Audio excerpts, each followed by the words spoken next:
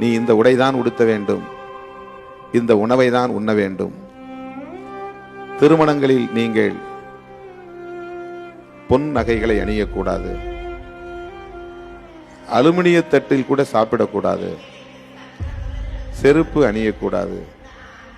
இப்படி உணவை, உடையை, அவர்கள் வாழும் இடத்தை தீர்மானிப்பதற்கு கூட அவர்களுக்கு சுதந்திரம் இல்லை.